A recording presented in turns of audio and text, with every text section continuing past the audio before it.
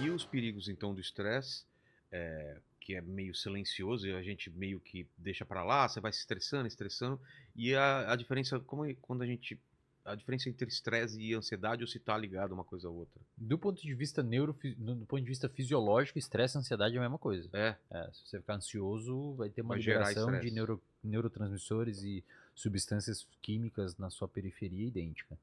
Agora, lembra daquele sistema que eu falei para vocês anteriormente, que ele é muito bom para fazer você lutar ou fugir de um cachorro que está atacando lutar contra um cachorro que está atacando seu filho, ou você fugir de uma cobra?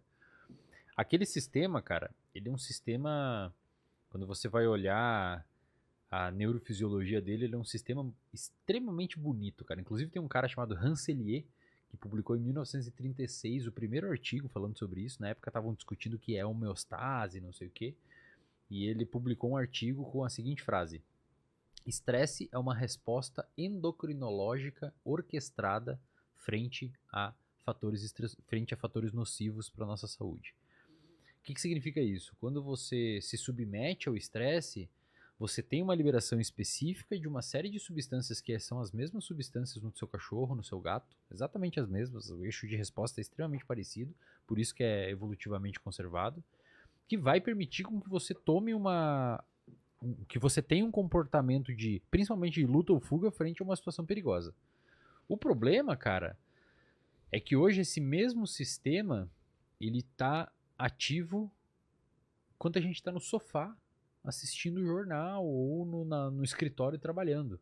Então, um sistema que durante centenas de milhares de anos de evolução foi selecionado, eu ia falar foi selecionado para, mas eu tinha um professor que falava que a gente nunca é selecionado para nada. Foi selecionado num contexto onde precisava dele. Só que assim, o sistema era uma zebra, viu um leão, fugiu, desligou o sistema. Um chimpanzé viu um leão, fugiu, desligou o sistema. Hoje a gente tem esse sistema ligado, entre aspas, de forma crônica durante a nossa existência, principalmente durante esses estressores crônicos.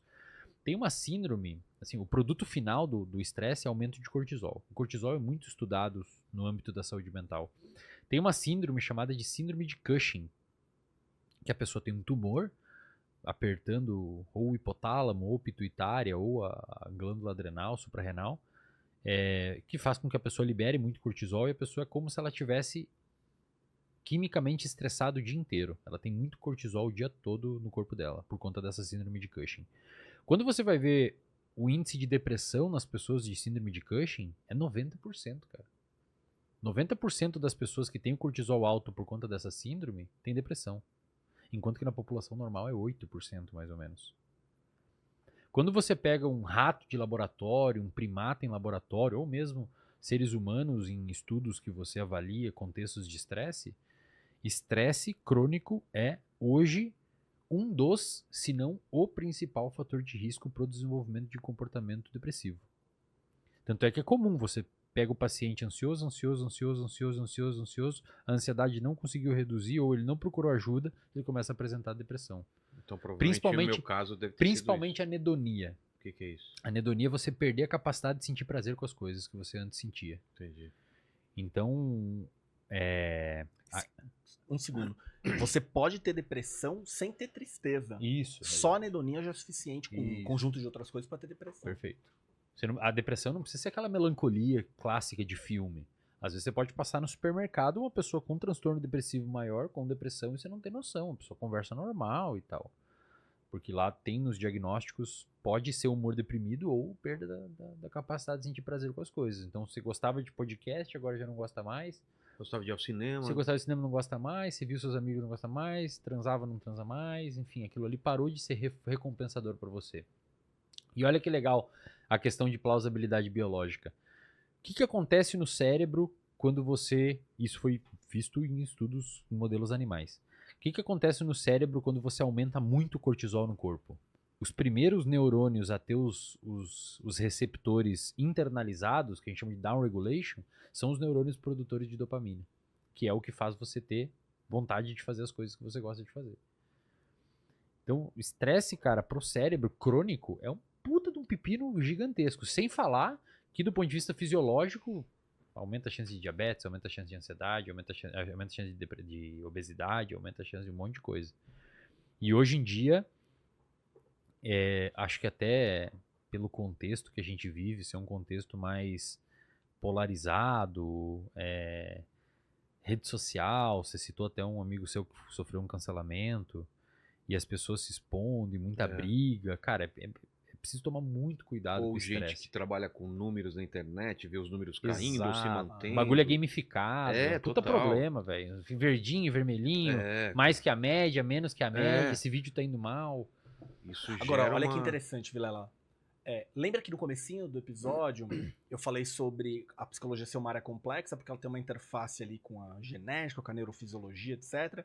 E ela tem uma interface com a parte cultural, antropologia, sociologia. O Wesley descreveu todo o mecanismo aqui fisiológico do estresse. Você sabe qual é uma das maiores fontes de estresse que existem? Desigualdade social. Quanto maior a desigualdade social que um país tem, mais de pessoas deprimidas você tem nesse país. Por quê? Porque o cara, na desigualdade social, que é pobre, ele não tem acesso a um monte de coisa fundamental, relevante. O cara que tem boa condição financeira tá o tempo inteiro com medo de ser assaltado, sequestrado, roubado, etc. Então o rico tá sofrendo efeito da desigualdade social, o pobre tá sofrendo efeito da desigualdade social por razões diferentes, mecanismos diferentes. Faz sentido. Percebe? Então olha só que interessante, né?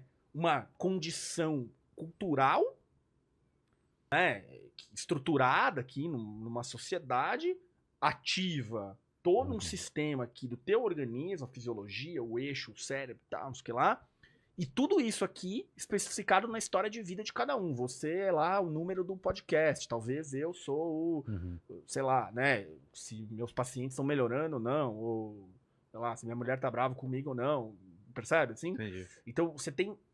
É por isso que é tão difícil psicologia. Agora, você imagina o cara que tá tentando navegar nisso sem se apoiar em ciência. Né? Se você não conhece o dado da desigualdade social, você não sabe o mecanismo neurofisiológico, você não sabe as estratégias para ajudar uma pessoa que tem esse tipo de sofrimento. Puta, o cara tá num achismo, cara. Você vê como a gente acaba voltando, né, pra relevância da ciência nesse bololô todo aqui.